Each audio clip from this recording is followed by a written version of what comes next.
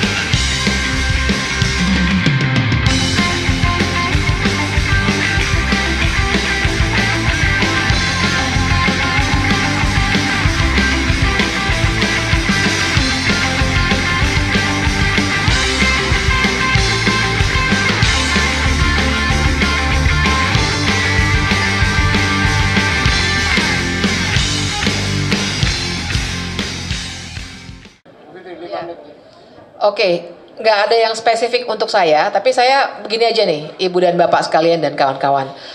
Jadi, ketika kita menganalisis persoalan saat ini, ada aspek hukumnya, kita kan perlu tahu dulu kira-kira petanya seperti apa, dan itu yang tadi kita lakukan.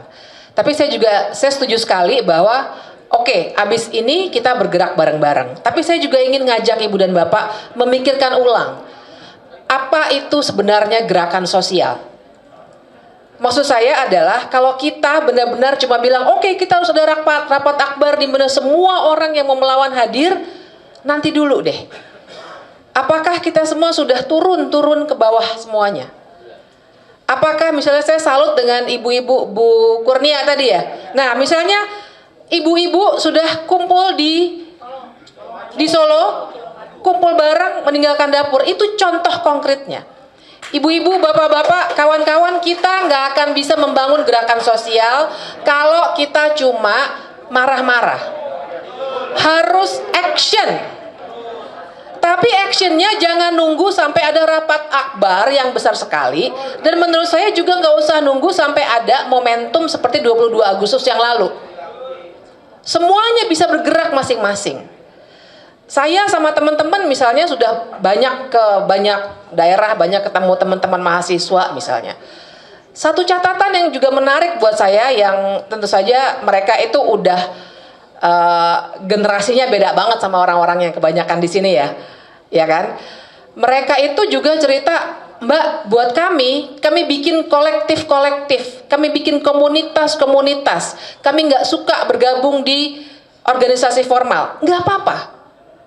Menurut saya kita generasi yang duluan ini, saya Gen X, mungkin ada yang milenial, mungkin ada yang lebih tua lagi, apapun lah. Pak Eros tadi benar sekali, kita sudah lintas organisasi, juga lintas generasi. Jangan hitung-hitungan lagi kita bebani, ini mahasiswa nih yang mesti bergerak. Tidak, kita semua. Kalau semuanya masih punya akal sehat, masih punya kompas moral yang benar, kita semua yang harus bergerak masing-masing. Jadi kita hari ini memang barangkali sebuah awalan, makanya tadi dikasih tugas oleh Mas Lukas, saya bahasnya ini, yang lain bahasnya yang lain, Mas Roy bahasnya detail soal Fufu Fafa. Bukan berarti yang kecil-kecil menjadi nihil, tapi kita harus membaca keseluruhan apa yang terjadi pada hari ini dengan menganalisis semua elemen sosial, politik, dan ekonomi yang sekarang sedang terjadi. Bahwa judul ini tinggal judul, maksud saya kita di dalamnya banyak sekali ngomong yang lain. Pasti ini cuma pemicu. Pasti Bang Abraham Samad dan kawan-kawan menggunakan ini sebagai pintu masuk untuk kita untuk membicarakan persoalan yang lebih besar. Persoalan politik kita. Bukan sekedar fufu-fafanya sebagai individu, bukan sekedar Jokowinya sebagai individu.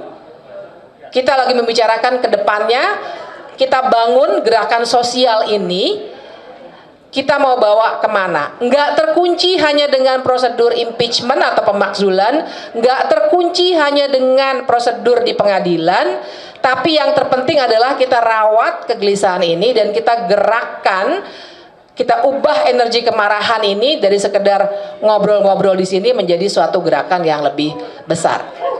Itu aja. Baik, rekan-rekan sekalian, Bapak dan Ibu, tadi Bang Iro sudah menyampaikan, Mbak Fitri sudah menyampaikan, nanti semua juga akan menambahkan.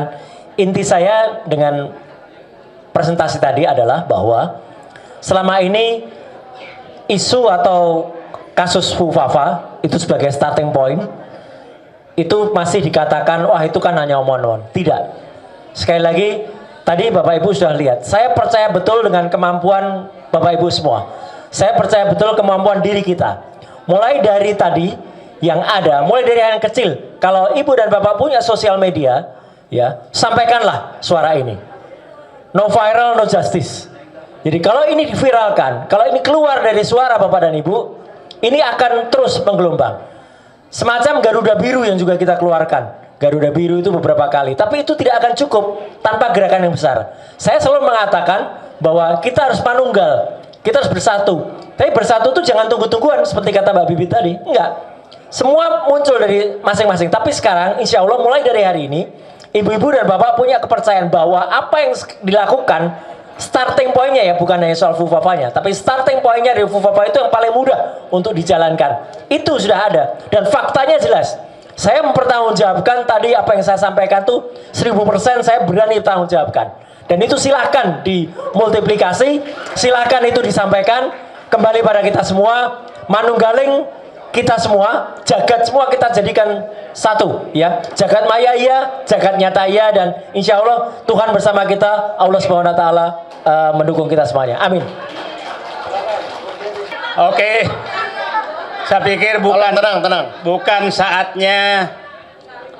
saatnya kita bersatu menyelamatkan bangsa ini dari oligarki dan memakai boneka Jokowi. Siapapun yang setujuan itu, itulah teman kita. Itu dulu menurut saya yang harus kita lakukan. Dan saya sangat berharap,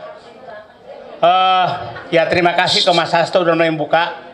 Saya yakin akan membuka yang lain. Saya yakin menteri-menteri yang terdesak nanti, yang ditugaskan macam-macam akan bernyanyi juga. Jadi tinggal menunggu waktu. Saya di dalam pemerintahan 34 tahun. Biasanya di 1 tahun setelah pemerintahan itu akan banyak penyanyi dan itu nyanyiannya sumbang semua. Nah, tentang pergerakan, saya pikir memang betul. Saya sering menyatakan kalau terlalu ilmiah itu rakyat tidak merasa penting. Saya pengalaman 6 bulan 26 hari ini itu turun tiap hari ke PSN PIK 2 dan itu baru kita punya fakta busa ini dan itu bisa menggerakkan seluruh Indonesia. Jadi saya pikir saya setuju memang bahwa kita konsisten saja, jangan terlalu banyak agenda. Agenda kita adalah negara telah dikooptasi oleh boneka Jokowi yang belakangnya adalah oligarki. Itu agenda tunggal kita yang harus kita lakukan. Nah, caranya tadi Pak Eros harus menyatakan, oke, hari ini kita tidak berharap terjadi proses lewat partai, tapi saya nggak tahu besok. Siapa tahu besok itu terjadi. Nah, itu kita ingatlah. Dulu Gus Dur itu di impeach tuh nggak ribut-ribut awalnya. Tuh apa namanya? Setingkat Gus Dur loh yang menurut saya sangat dihormati, apalagi hanya setingkat Jokowi. Nah, yang perlu kita hilangkan di pikiran kita semua adalah ini seakan-akan Jokowi ini orang kuat.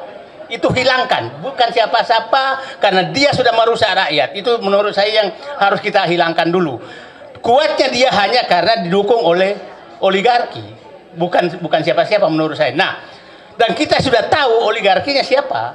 Kita sudah tahu. Jadi itu yang kita, dan mungkin saja kita nggak tahu di atas oligarki ini sudah mikir nih, lama-lama kita kena juga nih. Nah, itu menurut saya kita terus berjuang bersama. Dan saya sih melihat bahwa tadi yang dikatakan, saya melihat dengan kesadaran publik mulai seperti ini sekarang, dan memang publik kita harus sadarkan terus, maka saya punya keyakinan bahwa insya Allah negara ini masih bisa kita selamatkan. Jadi pulang dari kita semua bahwa tugas kita adalah menyelamatkan negara dari cengkraman oligarki yang bonekanya adalah Jokowi dan Fufu Papa. Ya. Terima kasih. Assalamualaikum warahmatullahi wabarakatuh. Kalau singkat dan padat saya nggak mau karena banyak yang mau saya omongin. Insya Allah tidak mengambil hak orang lain. Maksimal 2 menit ya. Oke. Baiklah, saya langsung saja, saya coba cepat-cepat ya. Bapak Ibu sekalian yang saya cintai, kalau saya nggak memberikan pertanyaan, rugi saya datang pada hari ini ya. Bapak bangsa M. Nasir mengatakan, jangan berhenti mendayung, karena arus akan membawa hanyut ya. Pada hari ini kita sudah membuktikan. Saya ingin mengatakan di hadapan para narasumber sekalian, Rizal Fadilah dalam tulisannya mengatakan Jokowi adalah penyandra, penjahat, dan penjajah. Kita paham semua menteri dan aparat tunduk kepadanya. Bahkan setelah berhenti pun tidak cukup untuk membuat dia menjadi orang yang berhenti cawe-cawe. Saya ingin mengatakan ada setidaknya 3 yang saya catat yang berjuang pada hari ini. Satu diantaranya Tom Lembong, ya, dia sudah berhasil melepaskan dirinya dengan mengatakan bahwa impor itu sepengetahuan dan petunjuk dari Jokowi. Kedua, manusia merdeka yang bernama Said Didu, yang jelas-jelas ingin memperjuangkan bangsanya, tapi dia justru dilaporkan oleh Ketua Abdesi Desa Blimbing. Kemudian yang ketiga tentu saja dari partainya Bang Deddy, yaitu Mas Hasto, Sekjen PDIP, yang mungkin terinspirasi dari manusia merdeka. Sebelumnya saya ingin mengatakan, saya sebenarnya marah banget sama Bang Deddy Sitorus itu. Cuma alhamdulillah ya, ada perubahan, jadi saya melihatnya agak ganteng dikit begitu. Nah, cuma saya ingin menyampaikan begini Bang Deddy, untuk bisa melebur sebagai bangsa, bagi kami siapapun musuh Mulyono itu, siapapun juga yang memusuhi Mulyono adalah kawan kami ya. Kalau PDIP sudah masuk dalam perjuangan, tanda barang itu akan segera kelar begitu ya. Itu harapan kami. Cuma mohon maaf, saya harus jujur ya, karena kita ini orang-orang yang insya Allah baik ya, karena ini cuma jalannya untuk melebur itu. Ada perbedaan katakanlah prinsip di antara kita, tapi hari ini siapa sangka kita bersatu.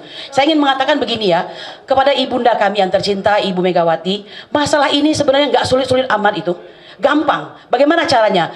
Ada kejujuran dari pihak Megawati yang dalam hal ini PDIP untuk menyatakan secara nyata bahwa Joko Widodo adalah penjajah, penyandera, dan penjahat. Bahwa PDIP terus terang saja menyesal telah 2 periode menjadi kuda tunggangannya. Betul! Merdeka! Ya, saya kira begitu. Itu harus ada. Karena kalau tidak ada, nggak bisa. Sedangkan selama ini yang kami lihat, ya mohon maaf, masih omon-omon nih ya posisinya itu. Ya, sabar. Ya, jadi masih omon-omon. Kalau kita bicara agak serius, masih di tataran ini aja nih. Jadi jangan begitu.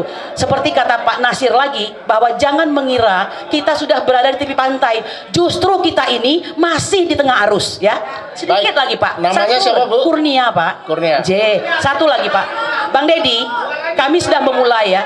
Kami tidak suka dengan pemberian negara kepada Jokowi yang hampir 100 miliar dengan tidak dibantu oleh siapapun, dengan biaya sendiri. Kami bersama Aliansi Rakyat Menggugat, Aliansi Solo Bergerak, Aliansi Emak-Emak Lintas Provinsi hadir di Colomadu. Mungkin Anda sudah mengetahui ya. Ini bukan gagah-gagahan, bukan gagah-gagahan. Kami meninggalkan dapur kami apa boleh buat berhadapan dengan para aparat yang ternyata sudah siap sedia di gudang kosong di depan Colomadu ya, sudah kami buktikan. Jadi apa yang kami sampaikan ini keresahan hati kami, menurut kami bisa diatasi asal PDIP jujur maju paling depan untuk menyatakan Jokowi adalah orang yang sudah berani apa enggak. Saya kira gitu aja ya Pak. Tambahan Pak, Ibu Bivitri, sebentar, untuk Ibu Bivitri, kemudian Bang Ferry Hamsari, ini adalah orang-orang yang menjadi apa namanya ya, di muka hari ini karena mereka bicara hukum. Satu-satunya untuk mengadili Jokowi hanya lewat jalur hukum.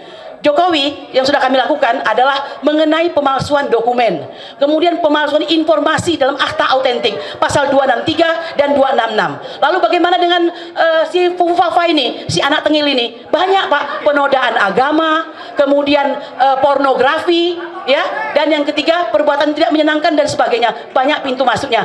Kami menunggu Bang Ferry Hamsari, Ibu Bivitri Susanti, Bang Refli Harun, ada nggak ya? Bang Refli Harun, semuanya.